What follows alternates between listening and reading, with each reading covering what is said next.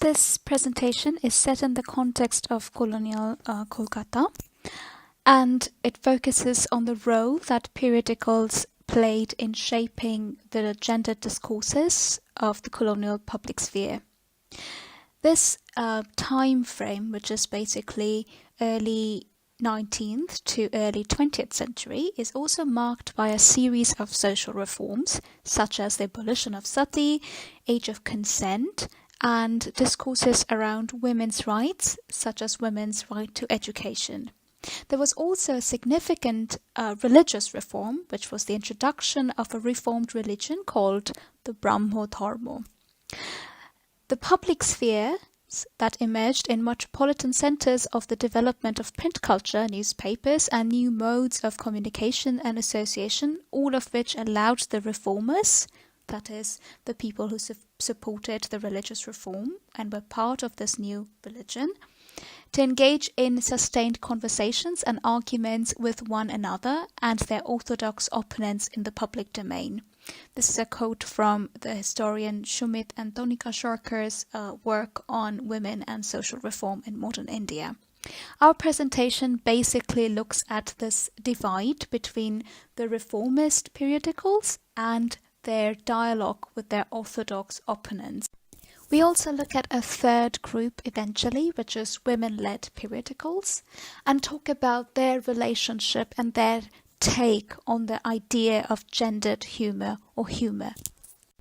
Colonial periodicals published in West Bengal around 1818 to roughly 1918, the time frame we are looking at, were not just published in the Bengali language, but were also published in English, Hindi, and even Urdu, amongst a few other languages. Now, this presentation, however, focuses exclusively on periodicals published in the Bengali language. These periodicals were primarily owned by particular religious or caste-based groups, such as the Conservatives, which was a group largely consisted of upper caste Hindu intellectuals, or on the other hand you have the progressive or the reformist group, which was largely constituted of members of the newly reformed religion, the Brahmo Dharma. These periodicals were also often agitprop in nature, that is, they would serve the purpose of propagating certain kind of political ideology. They also emphasized a culture of engaging in lampooning individuals, especially on the basis of their religious political positions. And this also created a sort of dialogue between the two camps, where one would constantly be addressing, if not satirizing, and often lampooning the other. These two camps were also often divided on the issue of women's empowerment and women's rights, but also about their relationship to the British Empire. This question of allegiance or resistance towards the colonial endeavor also becomes crucial in a gendered reading of their discourses. The reason why a periodical's allegiance or resistance towards the British Empire becomes a question of gender is because of the masculine anxiety that was present in the public sphere. The colonial rulers perceived the native male as effeminate. The nationalist movement in India, on the other hand, was deeply masculine in nature, having its roots often in Brahminic patriarchy. The act of revolting against the colonial rule was also an act of asserting their masculinity. The conservative periodicals in colonial Bengal were primarily aided by upper caste Hindus, identifying their resistance towards the British rule as inherently a masculine act. They were also nationalist, anti-colonial, patriarchal in nature, and were against all social reforms. Social reforms, since they heavily relied on the woman question, were perceived as an assault on the Hindu way of life. Engaging in the public debate around reclaiming Brahminic patriarchy was thus crucial to the conservatives. And periodicals provided them the opportunity of doing so.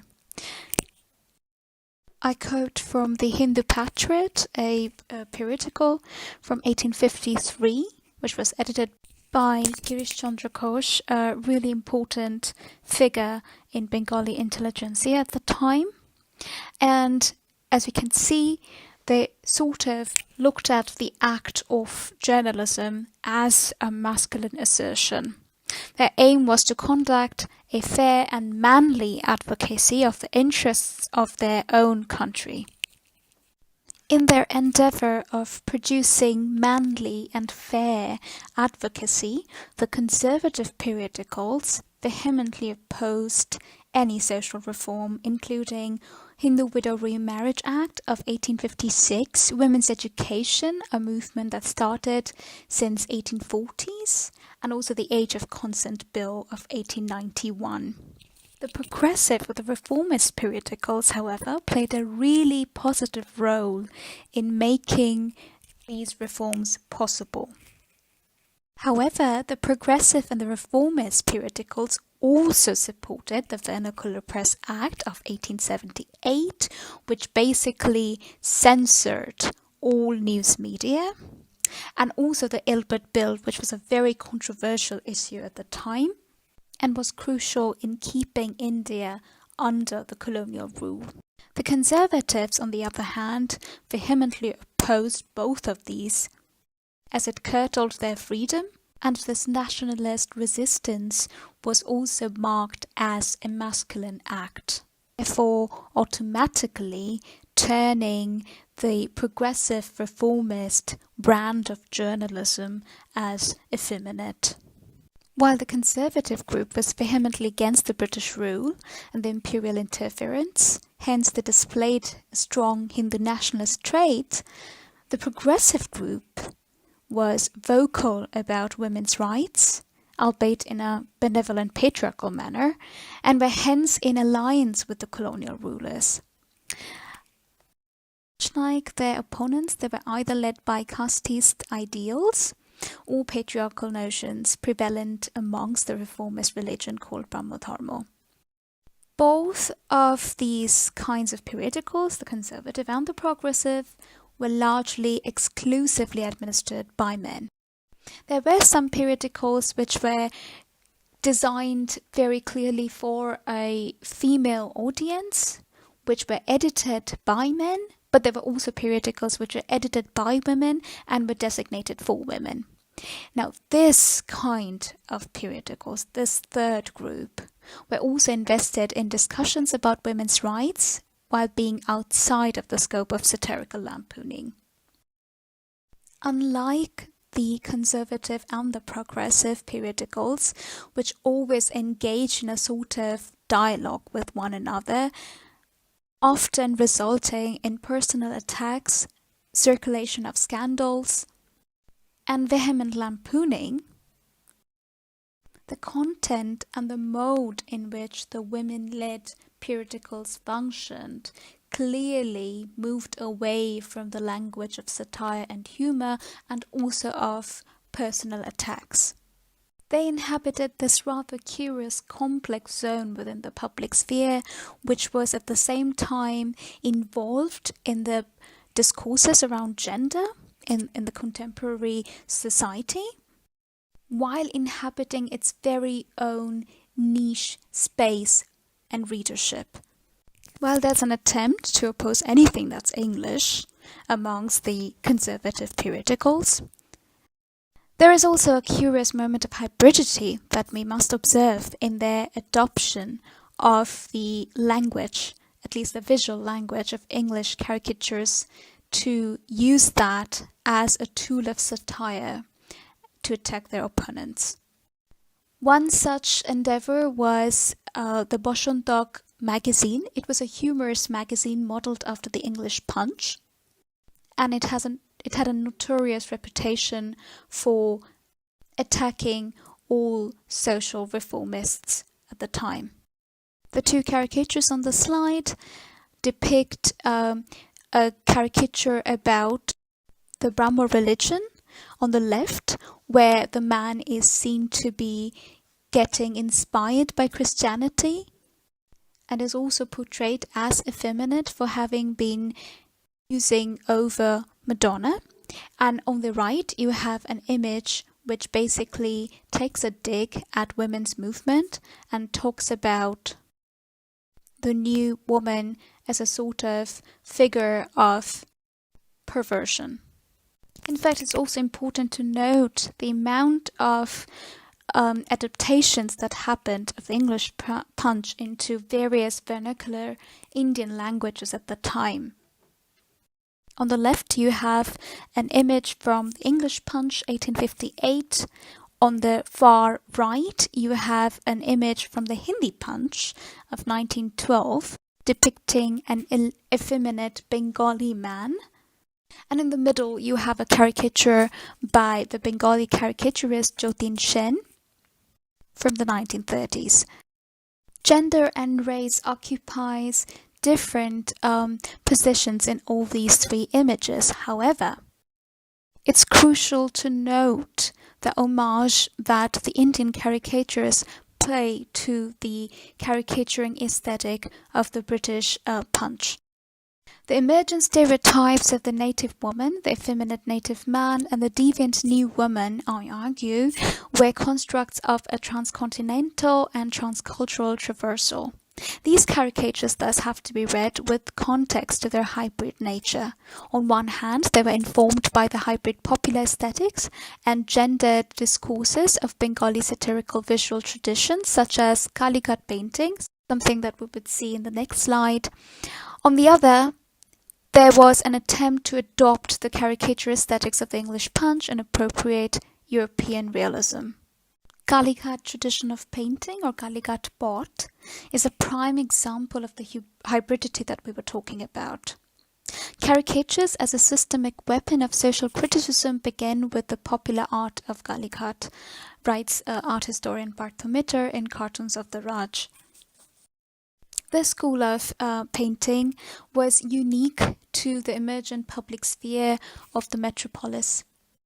It tried adopting a sense of European realism and existing folk traditions. If Calicut paintings played a very important role in creating this hybrid aesthetics, so did the popular oleographs and chromolithographs of Raja Ravi Verma Press, along with the woodcut engravings of the sort of underbelly publication houses of Kolkata, almost a counterpart of the Grub Street, known as Botdala. Together, all of these popular prints have come to be called bazaar prints or bazaar art.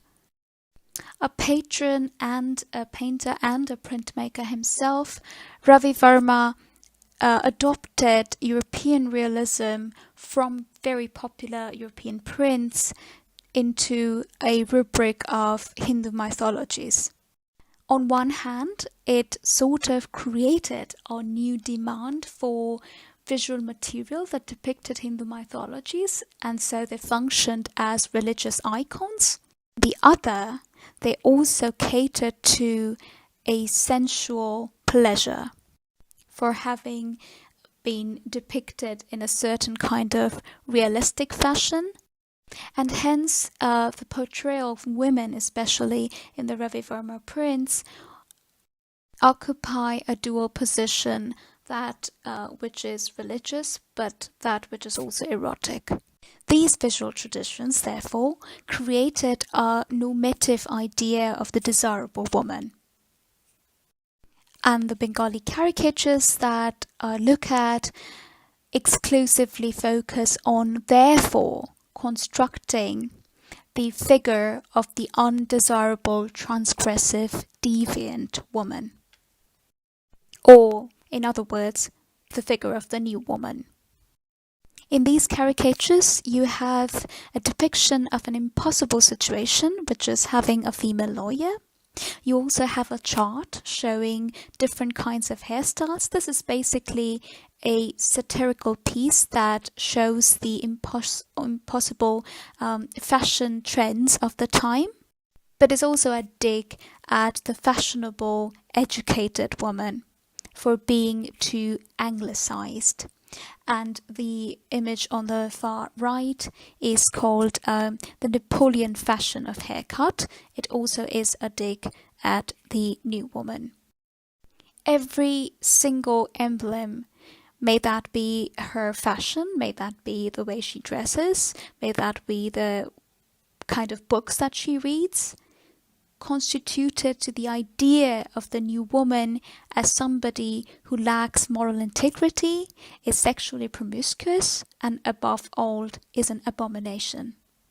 We don't have a large body of work dedicated towards reading these caricatures in any case, let alone from a gendered perspective. However, art historian Barthometer notes in the cartoons of the Raj, the first woman to be emancipated became the butt of the cartoonist's pen in Boshantok, the humorous magazine that we have looked at in one of the earlier slides.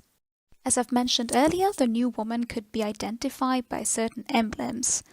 For example, their dress, eating habits, drinking, smoking, behavior towards men, argues historian Partho Chatterjee. And here we have two caricatures again by Jotin Jain, a prolific illustrator and caricaturist of the time, celebrated and also highly in demand. In the image in your left, you see a woman dressed as a man because female transgression was seen as a direct threat to masculinity and was a huge part of the colonial masculine anxiety. Education was very clearly the vehicle that delivers a woman from her domestic sphere to the world of the man. And being educated was seen as a transgression of a woman who's stepping into the man's shoe. The image on the far right depicts a woman smoking a Burma cigar, and the words read, "Since I need to do something new, why not smoke a cigar or two?" And the image, the caricature, is titled Women's Revolution. Such patriarchal stigmas around women's education or even their clothes were also largely aided by the conservative periodicals. Amongst them, Shachitra Mashik Potrika or illustrated monthlies played a really crucial role. Often combined Hindu nationalist sentiments with existing gendered discourses from quasi-scientific disciplines such as phrenology or sexology, and would not shy away from talking about things like female hysteria, and would also depict visual examples of female hysteria. And we'll look at one of those images in the next slide. Interestingly, women-led publications were also exclusively designed as illustrated monthlies, with almost identical columns. However, they had very different takes on the subjects. That's for another time.